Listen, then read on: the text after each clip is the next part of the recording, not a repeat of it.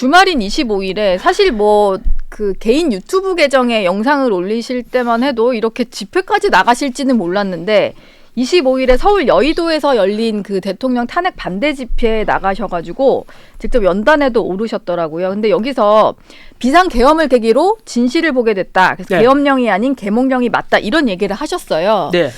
좀 이렇게 생각하게 되신 좀 이유가 궁금합니다. 현재 비상계엄 선포할 때만 하더라도 대통령 지지율이 당연히 10%도 안 되고 그 대부분의 국민들이 뭐 8, 90%가 다 이건 잘못됐다라고 하지. 저도 역시 마찬가지 비상계엄 처음 선포됐을 때는 이게 뭐냐 21세기 대한민국에서 예. 도대체 전쟁도 안 났는데 뭐냐라고 했었죠. 그런데 그 뒤로 이제 한 50일간 지금 탄핵 정국을 보고 있잖아요. 그 속에서 이제 야당이나 이제 탄핵 소추했는 쪽에서는 이거 내란이다라고 했고 네. 현재 내란 혐의로 수사를 받고 있고 현재 그 심리 중에 있지 않습니까? 그런데 그 50일간 뭘 받는가 하면 그때 이제 이 야당의 내란 무조건 내란이라고 선동하고 있다고 생각하는데 반대편에 이제 그 용산처 대통령 네. 입장 들어오면 아니다 이거는 내가 왜 이렇게 했겠냐. 저도 그 뒤로 알게 됐죠. 왜냐하면 우리 역사 시간에서 어떤 대통령도 대통령이 내란 일으키는 건 없습니다. 예. 그래서 왜 그랬지 이제 천천히 알게 됐죠. 그리고 이쪽 입장에서는 이거는 그동안 어떤 야당에서 워낙 입법 폭주하고 행정 마비시키니까 도저히 운영할 수가 없다. 네. 그래서 이제 계엄을 선포했다. 어쩔 수 없이 국민들에게 좀 알리고 싶다. 대통령도 어쩔 수 없다라고 했는데 저는 그것이 실제로 50일 드러나고 있다고 생각해요. 예. 국민들이 실체를 파악하고 있다고 생각해요. 예. 왜냐하면 그 뒤로 일어나는 어떤 탄핵 과정이나 그 다음에 탄핵 소추 의결 과정이나 그 다음에 공수처 수사 과정이나 또 부당한 체포 영장이나 체포 과정 전 세계인들이 보라고 보여주기식 있잖아요. 그 현직 대통령인데 그걸 보고 많은 국민들이 지금 뭐 하는 거냐고. 예. 그리고 그 뒤로 이제 재판 과정에도 마찬가지로 서부지법에서 그 이상한 또 영장 발부 또 야당 대표는 불기소 기소했는데 불구속인데 현직 대통령은 증거인멸 이유로 구속 체포하라. 네. 구속 이러잖아요. 예. 그런 걸 지켜보면서 그 와중에 또 무슨 일이 발생하느냐 또 헌재 지금 이제 시간이잖아요. 헌재도 네. 마찬가지 지금 너무 욕이 많아요. 그러니까 국민들이 이제 알아버렸죠. 그동안 실시했던 것들이 예. 탄핵 탄핵 북조 29차례 그다음에 예산 삭감 이런 것들 이제 알아보니까 야 이건 아니다.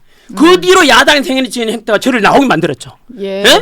뭐냐 카카오톡 금지한다 그러고 전 국민들 대상으로 이거는 표현의 자유를 막는 것은 꼭 말만이 아니라 이것도 폭력 중에 하나예요. 이거는 네. 민주주의 건강을 깨뜨리는 거죠. 그리고 네. 준한길은 야당 민주당 한 말도 말 안 했는데 준한길이 선관위 비판했는데 민주당 측을 고발했어요. 네. 이건 아니다. 왜냐하면 그래도 일타 강사라는 전한길한테 인도할 때 정도면 내 제자들 2030 세대 힘없는 애들은 아무데나 고발하면 무서웠으면 아예 유튜브도 꺼야 되고 이래야 되잖아요. 이거는 아니다. 이거는 전체주의로 가는 거나 공산주의로 볼 수 있는 것이 이런 건 민주주의가 아니죠. 저는 그래서 제 제자들 2030 세대 생각해서라도 참을 수 없었습니다. 이거는. 예.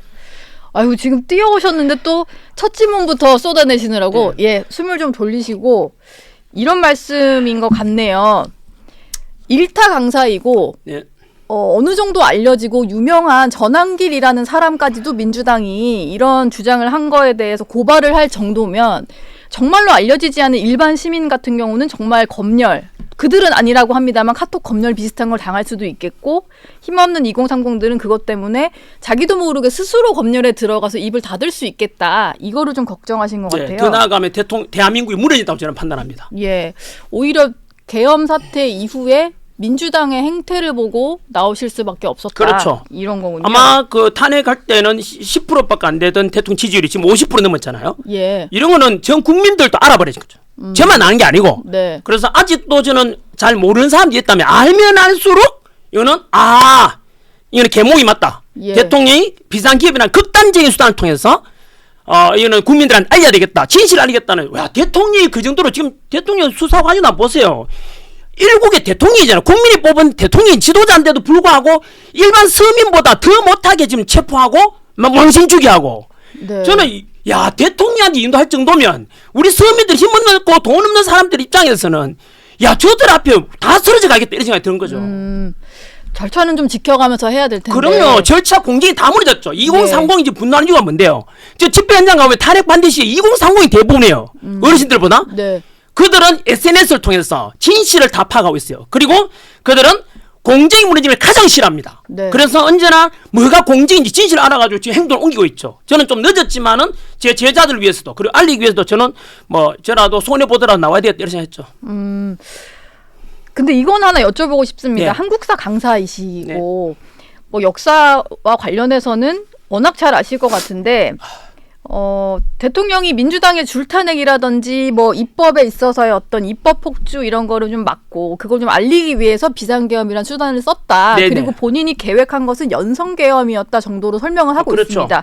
근데 민주당이 그런 거는 사실 뭐 보수 언론들도 지적을 하고 하면서 국민들이 조금씩 알아가는 중이었는데 네. 꼭 그걸 알리는 수단이 계엄이어야만 했나. 왜냐하면 계엄 같은 경우는 많은 국민들에게는 좀 트라우마로도 남아있고 지금 21세기에 벌어지기엔 조금 이제 무서운 단어잖아요. 맞습니다. 저도 여전히 예. 그 당시에도 그랬고 지금도 비상계엄은 옳지 않다고 생각합니다.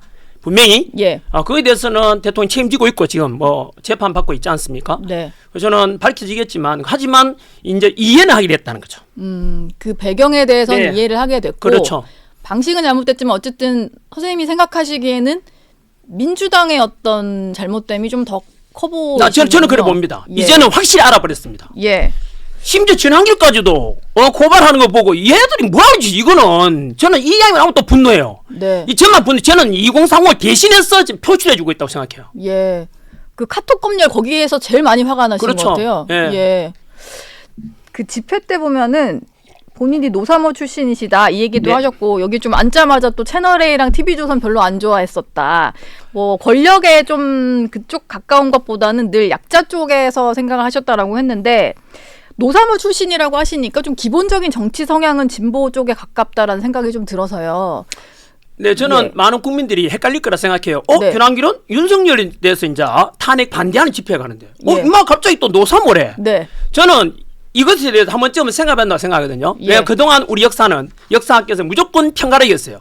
이승만 찬양한다, 저는 잘했다 하면은 전만은 극우, 이승만 독재다 하면 극좌, 진보, 네. 이렇게 하잖아요. 예. 이 자체에 대한 평가르기는 그동안 우리가 30년 식민 지배 이후에 있었던 어떤 일제에 대한 잔재 이런 문제와 북한 공연이 섞여가지고 나타나는 하나의 프레임 시국이라고 봐요. 네. 이제 21세기가 되면은 이런 극단적인 역사 프레임 시국이라든가 세상 바람에 대해서 바뀌어야 생각해요. 저는 2030 세대들에게 부탁하고 싶어요. 네. 기존 우리 기성세대들이 만들어 놓은 이런 편가르식 역사의식을 버리라고 이제 넘어서자고. 예. 예를 들어서 그 연장선에 저는 이승만 대통령도 마찬가지로 저는 한 번도 26년간 역사 강의하면서 한 번도 치우친 적이 없다고 생각해요. 네. EBS 방송 강의할 때도 그렇고 공영방송 아닙니까? 예. 언제나 근대에 가르쳐 왔거든요.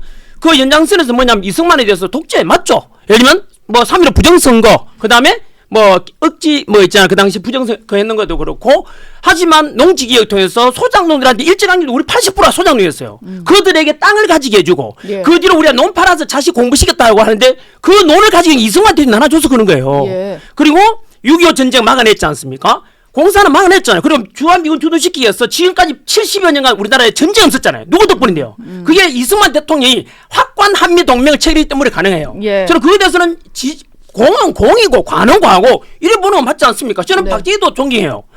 그리고 민주화 운동 해왔던 DJ나 YS도 존경합니다. 그 네. 덕분에 우리나라가 민주화 됐지 않습니까? 많은 노력 네. 기울였다고 생각합니다. 네. 그 연장선에서 저는 노무현 대통령도 마찬가지로 저는 노사모 출신 이유가 저는 언제나 공정과 상식 이런 걸 좋아합니다. 노무현 대통령이 부르짖은 게 뭔데요? 노무현 대통령 진보 쪽에 지지를 받아서 대통령 됐지만은 그 당시에 많이 놀렸죠? 좌 깜빡이 켜놓고는 우로 간다고. 네. 그게 딴 게 아니라 좌우로 바라보니까 그렇지. 노무현 대통령은 그 뒤로 실용주의를 폈어요. 한미 FTA 체결. 그 다음에 자위통부대 이라크 파병 네. 미국 요청을 받고 예. 그거 통해서 노무현 대통령 알고 계셨던 거죠. 확고하게 국방이나 안보 외교에 대해서는 철저한 한미 동맹을 발동을 해야 된다. 그 원칙가 욕먹더라도 노무현이 그렇게 했어요. 그리고 노무현 대통령이 가장 강조한 게 동서통합. 네. 전라도 경상도 그리고 지역 통합을 굉장히 강조했거든요. 예. 그런 것은 노사모를 넘어서 모든 국민들이 이런 노무현 정신을 개성해야 한다고 생각해요. 그리고 저는 다른 노사모 출신들에게 묻고 싶어요. 지금 과연 야당에서 행하지는 언론 탄압, 예를 들면 뭐 여론조사 기관도 그죠 협박하고 예, 예. 카카오 검열에서 자 그럼 말해보 답변해보라고. 노사모 출신분들 왜 침묵하냐고. 이게 과연 맞습니까? 예? 우리가 그다음 민주화 운동했던 사람들이 원했던 게 지금 이거냐고. 예. 예? 이거는 원칙과 상식이 다 무너지잖아요. 예. 그분들께 저는 말씀 묻고 싶어요. 거꾸로. 전환길에 노사모 출신이라고 해서 야 정말 노사모를 배신해 웃기고 있네. 노무현 정신이 뭔데 함부로 노무현 정신을 이렇게 가져가서 정치를 이용하지 말라고요. 예. 오히려 지금 민주당에서 벌어지는 일들, 여론조사 본인들보다 조금 불리하게 나오니까 검증을 하겠다라거나 대통령과 관련돼서 내란을 조금 옹호하는 듯한 게시글을 퍼나르면 일반 시민도 고발하겠다. 이게 또 노무현 정신을 훼손하는 일이다. 그럼요. 근데 지금 민주당에서는 그거를 공개적으로 비판하는 목소리는 아직 없긴 해요. 웃기지도 않죠. 예. 독재 앞에서 지금 전부 다 순종하고 있잖아요. 예. 굴종하고 있잖아요. 그걸 바라보고 있는 민주화운동 했던 사람들 뭐 하는데 지금. 그동안 우리 민주화운동 했던 사람들이 그동안 독재에 맞서 싸웠던 이거냐고. 예? 예. 왜 침묵하냐고. 네. 김대중 대통령이 말씀하지 않습니까?